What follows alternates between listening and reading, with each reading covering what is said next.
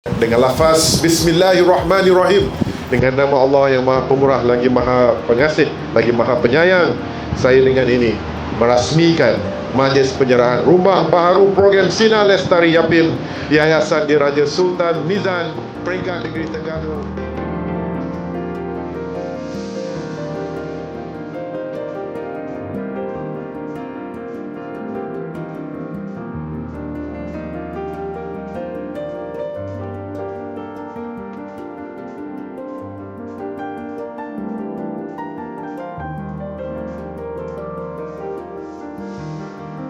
Alhamdulillah, hari ini saya berada di kampung Tok Tor Jertih Besut, Terengganu. Alhamdulillah, kita mengadakan majlis penyerahan rumah yang siap dibina oleh Yayasan Pembangunan Ekonomi Islam Malaysia dan juga dengan kerjasama Yayasan Diraja Sultan Mizan.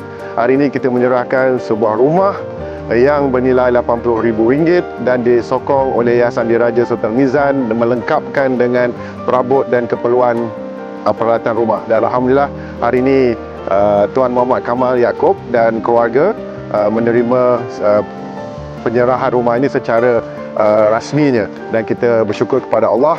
Program Sinar Lestari ini telah memberikan banyak sangat manfaatnya kepada seluruh rakyat Malaysia. Kita merancang, Yayasan Pembangunan Ekonomi Islam merancang sebanyak 374 buah rumah di seluruh negara. InsyaAllah kita teruskan usaha ini. Malahan kali ini sinergi dengan Yayasan Diraja Sultan Mizan memperkukuhkan lagi program Sinar Lestari yang membawa mesej kepada rakyat. Kerajaan Madani membantu, insyaAllah kita bantu sedaya dan sebaiknya.